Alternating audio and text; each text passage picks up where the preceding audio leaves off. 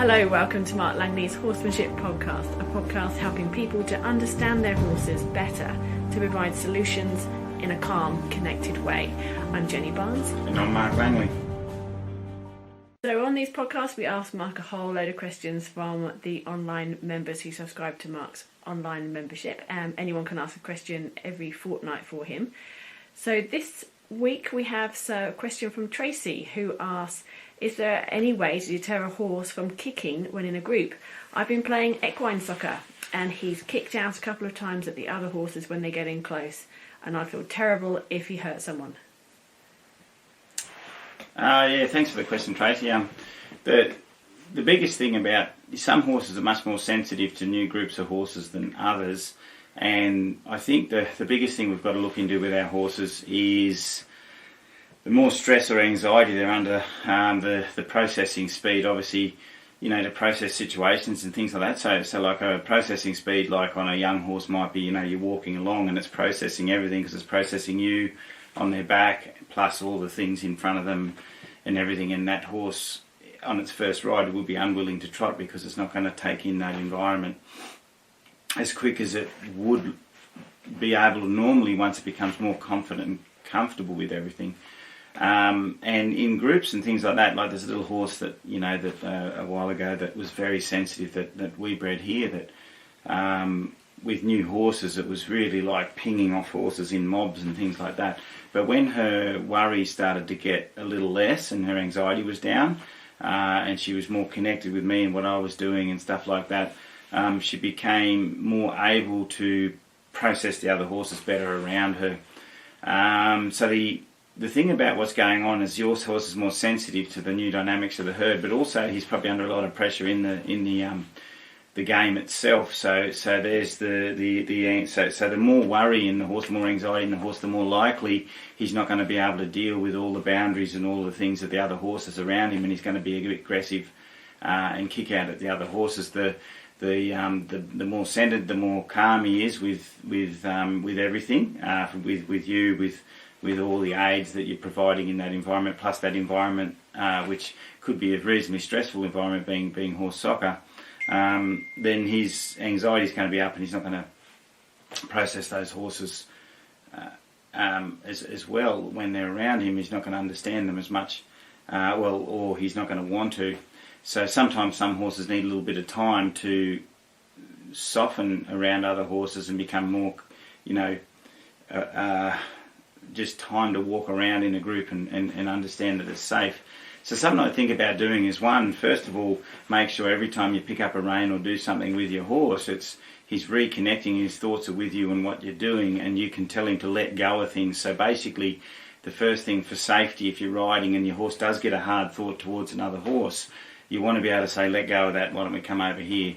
Let go of that, why don't we come over here? And I think the biggest thing is some people ride their horses and they're steering all day long, but their horse is just steering, but it's still holding on to anxiety and not letting go of some of its thoughts and emotions. So basically, some horses gaze off into the distance and they turn and they back and they do sorts of things, but they're still looking off into the distance and carrying anxiety. So basically, if you can address, if your horse is, when you pick up a left rein, it's thinking to the left. If you pick up a right rein, it's thinking to the right. If you back up, its thoughts coming back, and it's comfortable with your aids, it's comfortable with your legs when you go forward, all that sort of stuff, then you're not providing more anxiety, or your aids or your tools aren't providing more anxiety for your horse. So basically, if you've got a good way of saying let go, rethink on something else, then you can help your horse deflect a hard thought, turn it into something different, like turn away from the other horse, something like that. So that has to be effective to say let go of that. Some people rouse on their horses and things like that, but sometimes that just puts more anxiety in the cup. All you want to do is say don't do that, so you just say let go of that, let's do this, and offer them an alternative. So something I would do in before you even play any sports like that is ride around a group and just get your horse, especially if you've already worked on at home, getting good reins, good aids, things like that.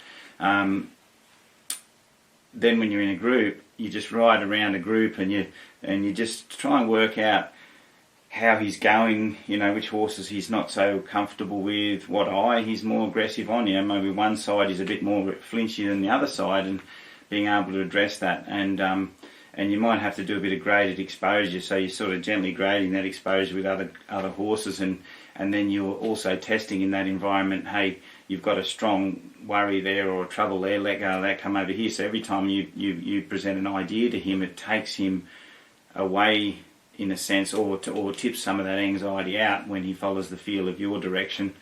And yeah, you have to expose him in that environment. Unfortunately, whilst you're playing the game's a little bit too overwhelming for him, so it's about the foundation you put in before you play, and think how you can set up, you know, those situations on trail rides or in environments with other horses that you can get him more comfortable, and then also work on him letting go of those hard thoughts, and until he's more centered. And as I say, when a horse is more comfortable with you and everything that it's doing, and it's only, you know, not travelling with any worry in the cup, then each one of those horses around it only present a little bit of worry. But when the horse is already anxious, they present a lot more worry to the horse, because they're just putting more worry in that cup, which is only so big. So basically that's when they become more explosive and reactive and bite and kick and things like that, or flinch away a lot more. So if you can sort of take all that on board, then I think you might have to go back to look through all your foundation a little bit, and then work a little softer with groups of horses for a while till you can sort of make sure he's safer, and you can help him out more. Talking about feet, the next question is about picking up the front feet for a trimmer. It's from Fern, who has it's from Fiona, who has Fern, and she says that Fern is getting a lot better about handling her legs, and her right side where her drip line was. Fern was has had a lot of medication in the last few months, poor thing. So she's recovering. She's in recovery mode, but now she's got a trimmer that is going really well with Fern. But there's a lot of licking and chewing that follows, and it doesn't look like she's in any pain in her front feet at all. She's pretty sound on the paddock. But is there anything that we can do to make her feel happy about picking up her front feet again? Yeah, thanks, Fiona. Fiona's done a wonderful job of looking after Fern. Fern's a horse that we bred, and she got a little bit ill, and actually more than ill. And yeah, so now she's on the mend, and Fiona's done a great job of taking her on board and looking after her really well. So now Fern's one of those horses that's born in the paddock, so she's there's areas where she'll be a little bit tight, and under those eyes is a common area, like under the front eyes. Like you know, some horses, some people say, oh, my horse's back feet, they're kicking like anything, but I used to find sometimes the front feet were sometimes an issue on young horses. You know, right underneath their eye, underneath their front, they'd get a little tight and nervous. So I think the biggest thing, Fiona, what you want to work with is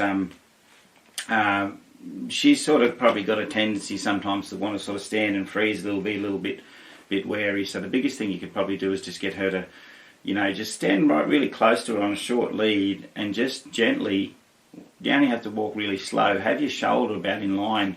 If your arm can stretch back there, stretch back. So as what I mean is you're going to lead her with your, and you're just going to stand beside her, facing her in the angle.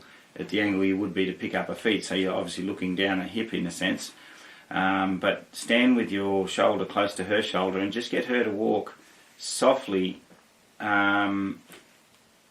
beside you, just while you handle her shoulder, and just see how tight she gets with you doing that. And just make sure she walks soft. And when she starts to kind of loosen her eye and soften a little, and her breathing gets a little better and all those things, and you feel her get a soft flow in her feet, then gently loosen and stop with her, and just keep rubbing her, and then take the pressure off, and then just move her again, nice and close to her, and just she moves softly, and rub her. If she gets a little tight, keep the movement going until she softens in your hand. She softens and feels a little better about that, and then you just might stop with her, and then go back down and rub her feet. Now the other thing I'd sort of work on is, instead of picking up the feet, just go down and all the way to her foot. You can do it in stages, all the way down leg, but when you get down to her behind the fetlock there, you just go down and touch and go, and do that on both sides. Maybe touch and go, and then as what I mean touch and go is you touch a foot and then you release your hand off it, and then you might go back and lead her softly beside you. And if she was tight or anything there, she'll loosen up a little and move. So sometimes with horses that tend to worry and freeze, they'll get a little anxious in certain spots. Then I might go to that area, then I'll come out and move them, and then I'll go back to that area, come out and move them. So they've gone from still to movement quite a lot. And then something I'll do is just go down to the fetlock and I just wait there and just wait and don't do a lot of picking up or anything like that yet. Just wait and put a little feel on a foot until she can you can feel her soften a little. You'll feel it after a bit. Sometimes you've got to wait a little while, and sometimes you might want to go in and out and in and just wait, and she will get a little calmer there, especially if you've done the walking beside you and the touch and go, and then the touch and go movement, touch again. And then instead of picking up her foot, just hold there and put a little feel on it until she gives and loosens a leg and like almost rests the foot on the ground instead of has it weight bearing. And then do that on both sides until she kind of just cocks a leg and just holds a foot like she's giving that foot. Some horses, they spend their whole life and they feel like they're having their foot taken off them. So I think I'd just do a lot more giving exercises in that leg. Once they've given, they kind of go loose. So by that time, if a horse is really given in the foot, it's loose, it's softened its eye, its breathing gets better, it's more relaxed, and it's giving that part of its body. So when you pick it up, it's easier to hold it up. But I found all those kind of tight quarter horses, the bigger, stronger quarter horses can be a little tighter under their front end and the back end than a big gangly sort of loose horse. So you just try to get them to loosen up a little. But yeah, and good luck with the Fiona. I think if you just work on that, she will loosen. She's one of those mares that will soften and understand things pretty easy once she gets a bit of trust in some of those areas. Thank you. Now, drenching, Mark. This question's from Lisa, and I'm interested in the answer because I have this problem too. As Alicia is giving an antibiotic in a syringe like a drench. Obviously, it doesn't taste very nice at all. It's twice daily, and her horse knows what's coming, so it's getting harder and harder to give him this drench, this medication, and he's raising his head and nodding it, making it very hard. Any tips?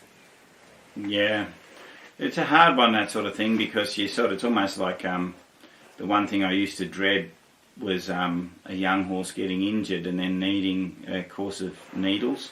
So at least antibiotics through the mouth is a lot better than giving needles, because some really sensitive horses, you might give them a few needles, but then some of them actually are very sensitive to things going into their muscle, so they get really anxious. And if it's a drench that's going into their mouth or something, they're getting very anxious because they don't like the taste of it, so they're just going, I don't really want that. So basically, everything I do with a horse, I give them an alternative. So you can't it's almost like you get the horse soft and then you put it in their mouth. It's almost like they lose trust with you because you've sort of said, oh, be soft, and now I'm going to put this in your mouth. But at the end of the day, there's a certain amount of obedience required for some jobs. It's not about the horse. The horse has to accept things, but after a while, they're not going to accept something that they don't like.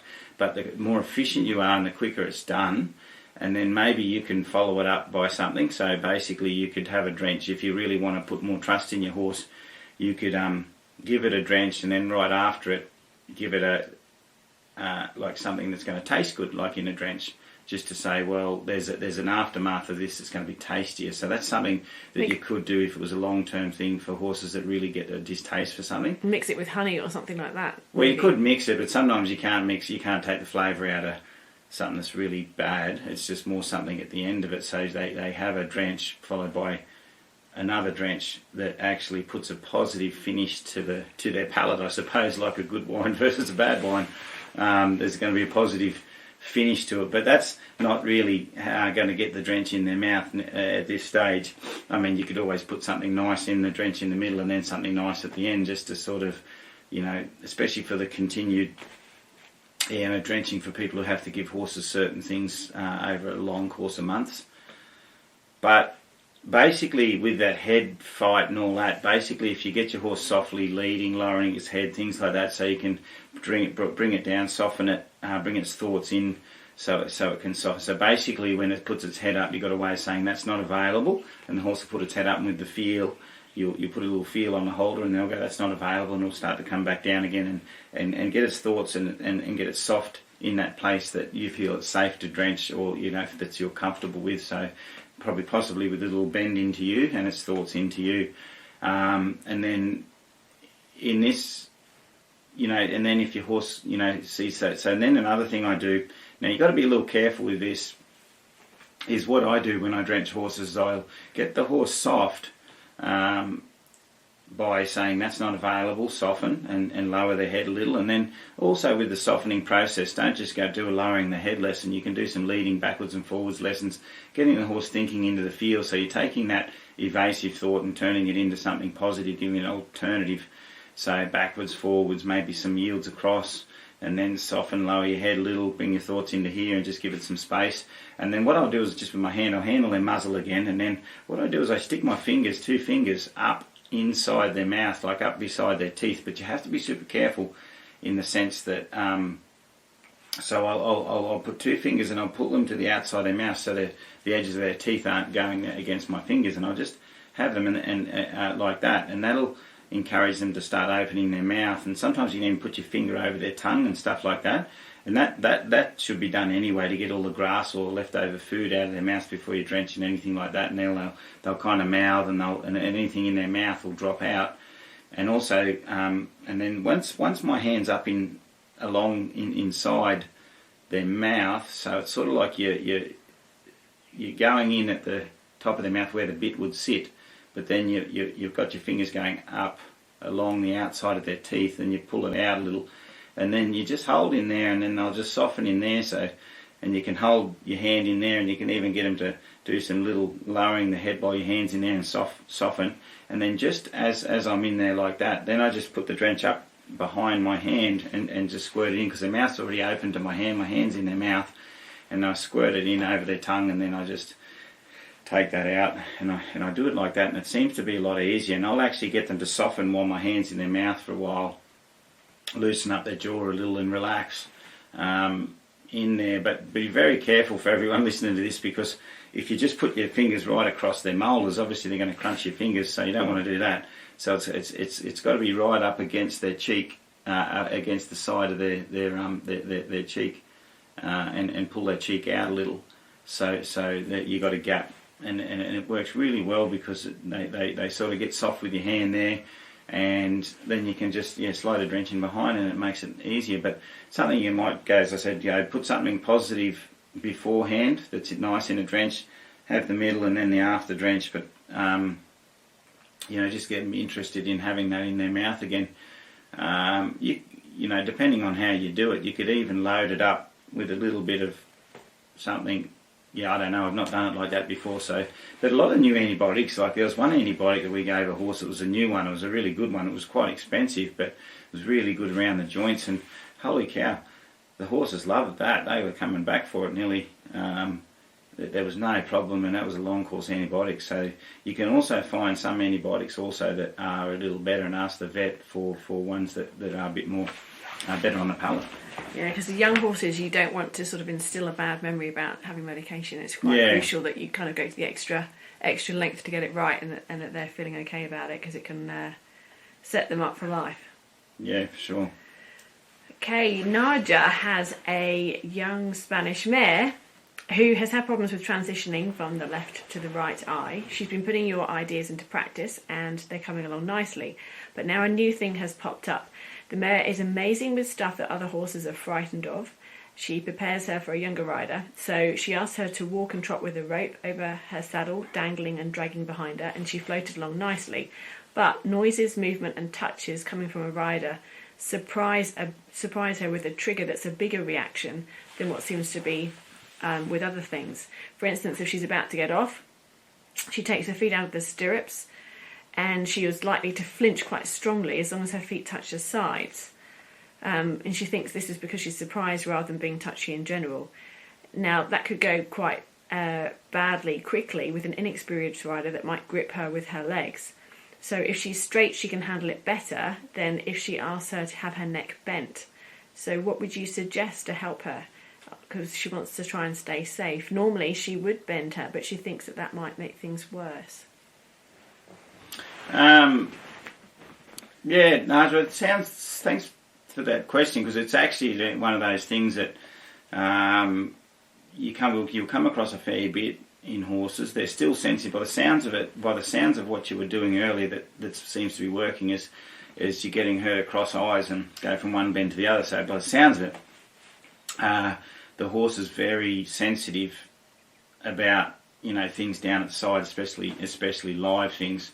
So years ago, and still, but when I was doing a lot of kind of horses that were jumped off trucks and wild and things like that, is you get some horses you could touch them with a stick all over, but you couldn't put a hand on them. So the dead object versus the live object, they were highly sensitive of the real energy of a person. But a dead object, they could just go, yeah, right, that's just a stick. You could even crack a whip near them, but you couldn't touch them. And it's not like they were shutting down. They just were going, oh yeah, I can deal with that, but I can't deal with that. So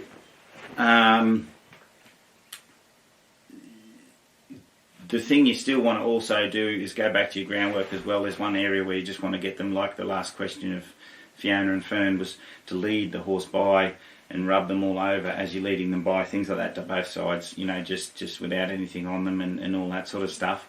But going to the riding part of it, I'm going to kind of give you some ideas under saddle with the riding. So basically, if you're riding her, she should be at a stage that she can sort of do a nice tight turn, and almost like you're riding around a small stony edge of a really, really small well, with a bend following the direction of that path, nice and tight, so she can bend tight one way, move around, bend tight the other way. And if you find any flinching, any sort of skedaddling away, then basically without any pressure on her, no leg pressure or anything like that, you have to get her soft at being able to bend and look deep into a turn, lose the rider's legs with the outside eye on both sides, and have them really bent round on the inside so they're looking tight to the inside and they're okay with that. And you might have to do that over some time. That goes back to what sounds like you've already been doing, but just go back and make sure the horse can bend all the way around and flow, and follow the feel of the rein, sink into the rein without any evasive braces or anything like that. And then that's sort of getting the visual part of it right, with the rider's legs hanging down there and sitting on the horse. Then she's the sort of horse, and most horses, if you sort of follow some of my teachings, the light which you do,